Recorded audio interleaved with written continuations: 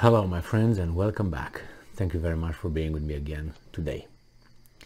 I found an article, actually it came today, that exemplifies, it's actually a study, a report that talks about the casualties in the Iraq and Afghanistan wars, and they also include Pakistan here.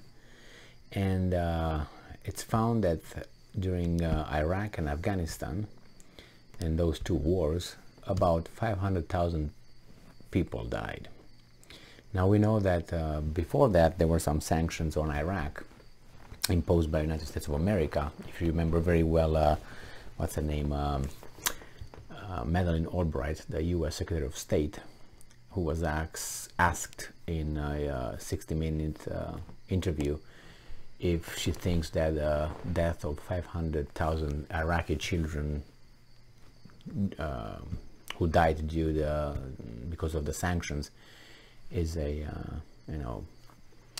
it's a worth price to pay or something like that. And she said that she thinks that yes, it was the price was worth to pay. So 500,000 people were okay. You can still find the so much revered Secretary of State, former Secretary of State, who just died, Madeleine Albright. Yeah, she was a Jew.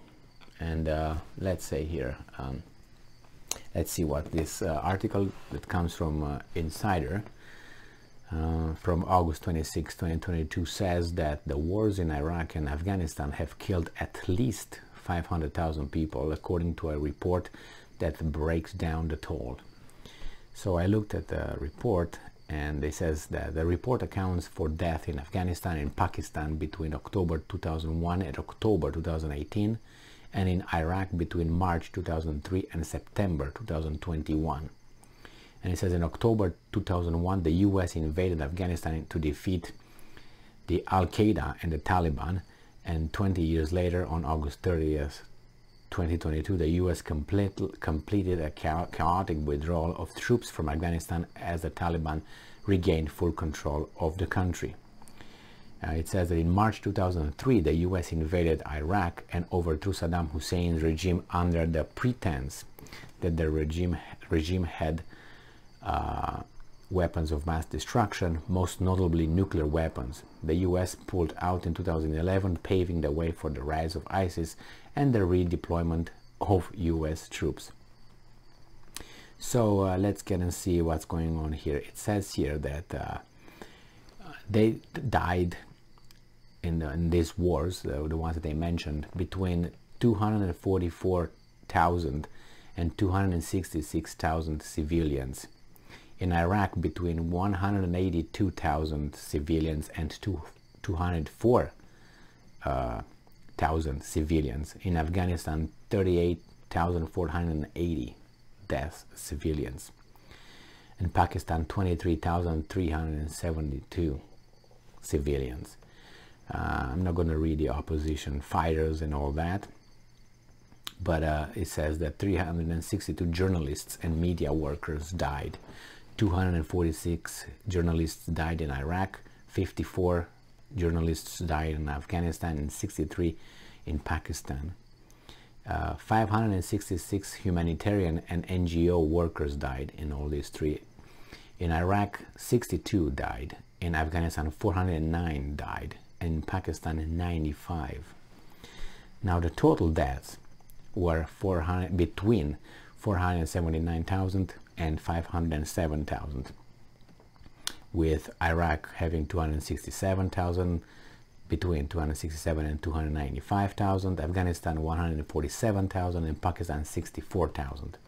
And I'm gonna go to the full report, where I'm gonna probably read the same thing, but it says, I'm gonna turn around like this, and it says US military, it says in Afghanistan died 2,401, in Iraq 4,550, total 6,951.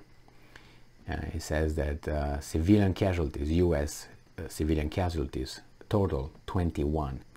And now US contractors, what are those? Are those the Blackwater contractors, or the ones that will build bridges and roads and banks and hotels and brothels and all that. It says that 7,820 died. It says other Allied troops, total 1,464 troops. Civilians in Afghanistan died 38,480. In Pakistan, 23,372. In Iraq, between 182,000 and 204,000. So the total goes between 244,000 and 266,000 civilians. Now, opposition fighters supposedly died between 109,000 and 114,000. I'm rounding the hundreds. Journalists, media workers, 362 total. Humanitarian NGO workers, 566 total. As I said, between 479,000 and 507,000.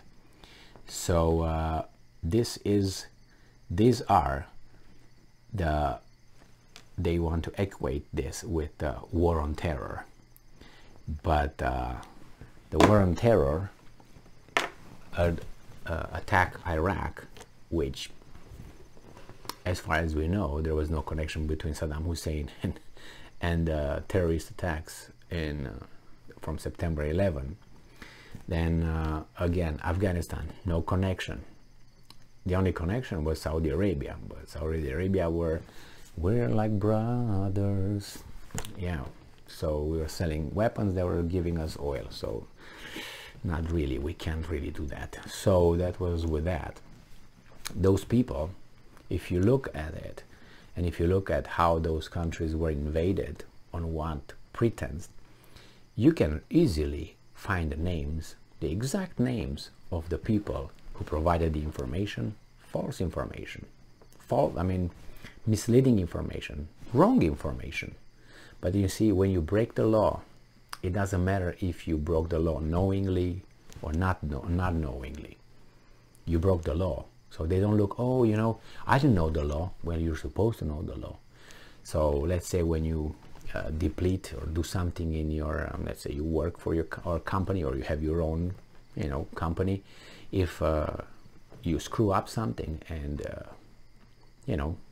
there's a cost involved, then someone has to pay that. You say, okay, insurance, but the insurance would get up the premium for my company. So then I will have to pay for your mistake. So what will I do? There will be some repercussions, consequences, right? So it doesn't happen again. Now I haven't heard anybody being reprimanded, demoted, punished for all those 500,000 people who died because weapons of mass destruction under the disguise of war on terror. If you want a war on terror, you go to the right person. You don't change your whole regime and you invade 3 countries or more. If you want to go further than that. So you see, it depends on the cause. It depends on who's perpetrating the crimes. You get punished or you don't get punished. So when you hear people demanding, for instance, that Saddam Hussein be tried, okay, then you demand that Slobodan Milosevic be tried, and then you demand that Vladimir Putin should be tried, and so on, and then you kill Gaddafi as you kill him. Then it makes you wonder, wait a second, okay, that's discussable, we can discuss about that, but how about these guys? How about the other guys? No? Then I'm sorry, you're not credible.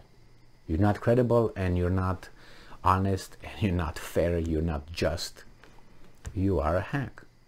So you lose credibility, and the problem is that, as I stated many times, I hate when these people are coming and saying, you know what, I'm the perfect one, and then you do all kind of thuggish things. I like to say, I'm a thug, and I act like one. And yeah, I'm a thug. I don't like to say, oh no, I'm a gentleman, and then I behave like a thug. I mean, I don't like this. It's really, It's like taking a dump on someone's porch, knock at the door and say, "Excuse me, can I have some toilet paper? I just took a dump in front of your door, from your entrance door." It's kind of like that, but I'm a gentleman. Nice to meet you. Thank you very much for being with me again today. Stay strong, stay smart, look for the truth, and be just.